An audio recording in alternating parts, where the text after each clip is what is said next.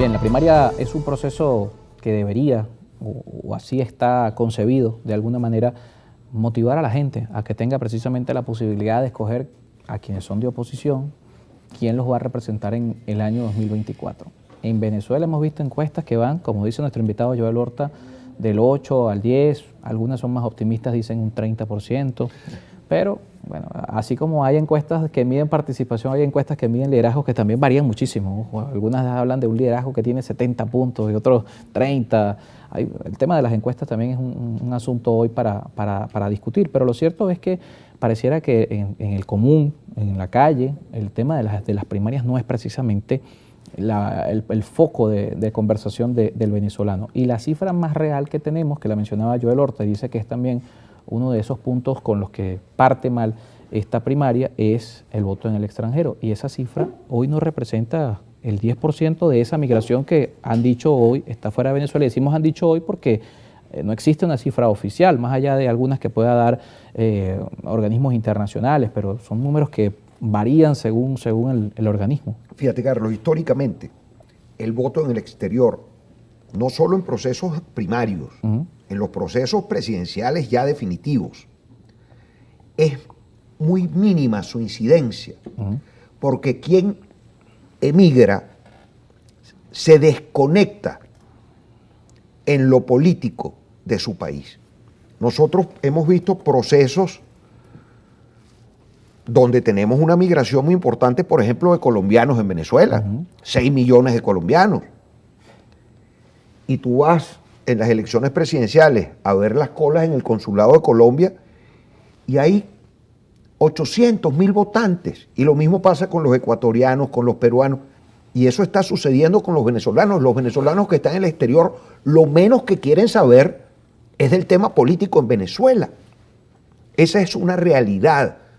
Por eso, mentirle al elector venezolano diciendo que esa incidencia va a ser determinante en el proceso electoral del 2024 es seguir viéndole la cara de estúpidos, por no decir otra palabra, a quienes estamos aquí en Venezuela.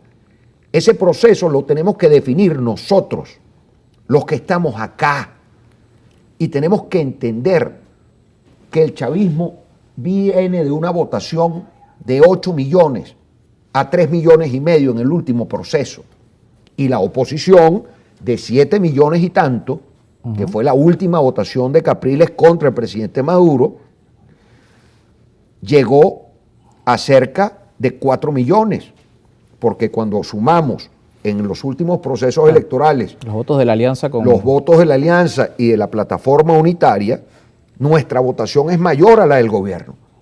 Pero ellos tienen un voto consolidado, obediente, disciplinado, movilizado, mientras que nosotros tenemos un voto que todo o a todo le pone un pero. Al candidato que pongamos, siempre le vamos a poner un pero.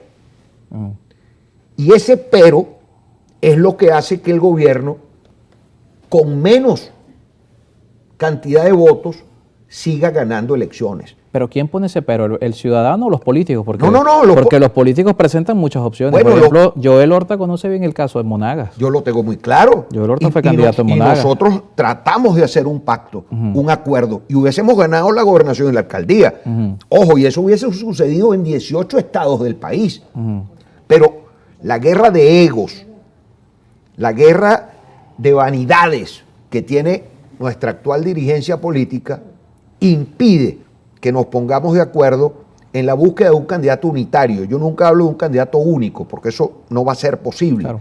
Pero sí un candidato por donde los venezolanos podamos decantar nuestra votación. Y esa mayoría electoral que tenemos de manera real y cierta, porque está demostrado en números, no son cuentos, no son historias, no es hechicería, no. Ahí están los votos, cuántos sacamos nosotros y cuántos sacó el gobierno.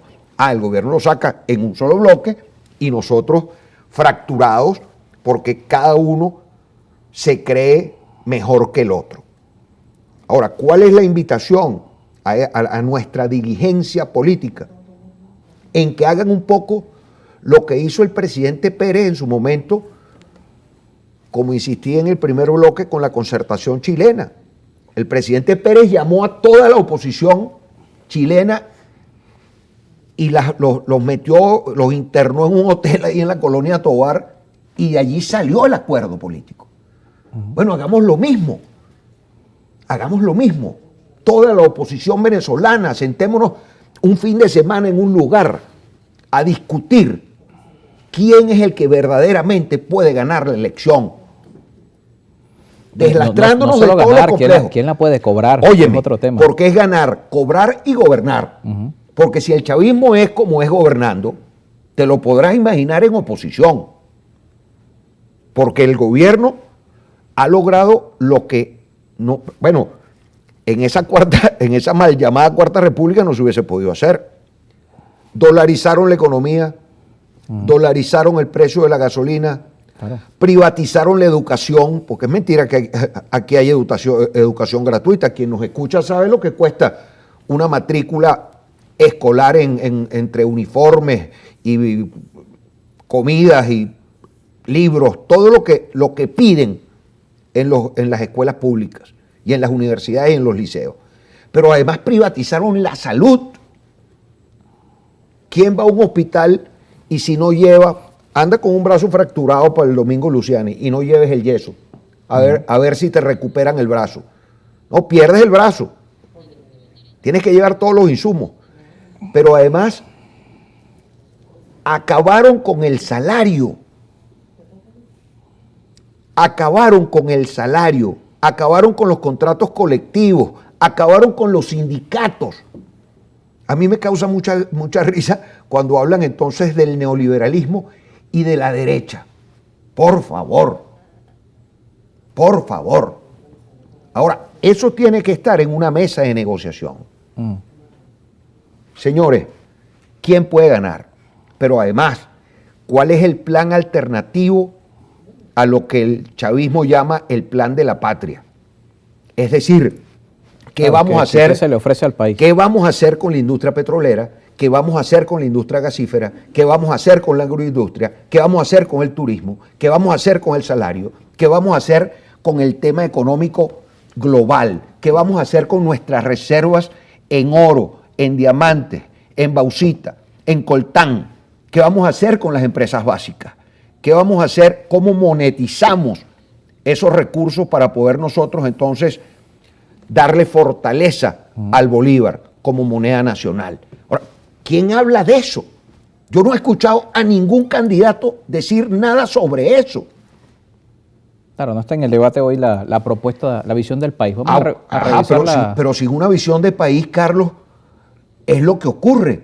La gente no se interesa sino en su propia supervivencia, que es lo que está haciendo cada ciudadano hoy en Venezuela, viendo a ver cómo lleva un bocado de comida a su casa y cómo incluso se moviliza para buscar ese bocado de comida. Estamos conversando con Joel Horta. Vamos a leer la participación de la audiencia en las redes sociales. Respuestas cortas porque tenemos bastantes comentarios acá para nuestro invitado. Manuel Chaura nos escribe por Twitter, @Manolo387. ¿Qué tribunal inhabilitó a María Corina Machado? No podemos aceptar que el candidato de la oposición lo escoja Maduro. Esa es la misma tontería que repican todos los radicales. La inhabilitación es una aberración jurídica, pero es una realidad política. Así, querido amigo, que María Corina está inhabilitada y no la van a dejar correr, punto. Pedro Luis nos escribe desde Pariaguán, en el estado de Anzoátegui. Buenas tardes. María Corina tiene que renunciar y darle chance a otro candidato, así como lo hizo Capriles. Esto es más comentario que pregunta. Tiene toda la razón ese. Nancy Méndez desde Naguanagua, en el estado de Carabobo. Lo vengo diciendo yo, no se han unido ni los adecos ni los copellanos, que son partidos con más años en nuestra Venezuela. Y está muy mal hecho. Yo hago una invitación formal y pública a la dirigencia de Acción Democrática, a la dirigencia de COPEI, para que se pongan de acuerdo, Carrizo. Bueno, pero primero tienen que ponerse de acuerdo entre ellos. Bueno, entre ellos. Hay dos COPEI y hay dos Acción Democrática. No. ¿Y por qué fueron desplazados del poder? ¿Por qué fuimos desplazados del poder? Por la misma necedad y la misma terquedad de estar confrontándonos entre nosotros cuando habíamos estructurado un acuerdo que llevó al país a los niveles de desarrollo que vivió Venezuela durante 40 años. Esa es la realidad. Marco Miquilenas desde Coro, en el estado de Falcón. Una pregunta para el invitado. ¿Cuál es su argumento para seguir con la inhabilitación de María Corina Machado? ¿Cómo dice que procede? Si ninguna ley en el país dice que una persona se puede continuar con una condena ya que pagó y aún no hemos visto al TCJ con el tema de la inhabilitación. Y eso no le importa al TCJ. En este país, yo soy abogado, y a mí muchos profesores durante mi carrera me decían, aquí se ejerce más con las cuestiones de hecho que con las cuestiones de derecho. Y estoy hablando no de ahora. Por eso Verdugo no pide clemencia. Cuando hablan que si el CNE y el TCJ, la diferencia es que ahora solo lo nombra el oficialismo. Pero nosotros, en su momento, Acción Democrática, COPEI, que se guardaban las formas, pero habían magistrados que tenían preferencias copellanas, otros que tenían preferencias acción democratistas, y uno le da un poquitico al MAS en ese tiempo con su 6% histórico. Esa es la verdad del país. Y así funcionaba el Consejo Nacional Electoral, y así funcionaba la Contraloría General de la República. El Contralor era ECO, y el subcontralor es copellano. Lo que ocurre es que ahora todo lo maneja el oficialismo. Entonces, ¿qué tenemos que buscar nosotros?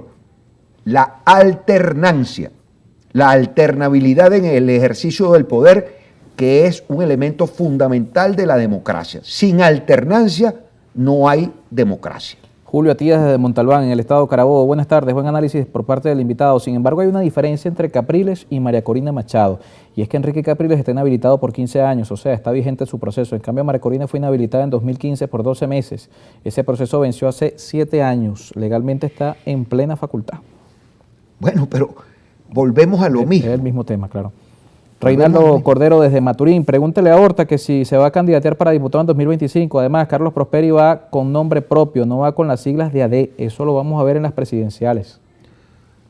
Fíjate, yo aliento a la dirigencia Acción Democratista toda, a la de ambas, a la blanca, a la D blanca y a la D negra, porque ahora tenemos... A la D en resistencia. A la D en resistencia, ¿no?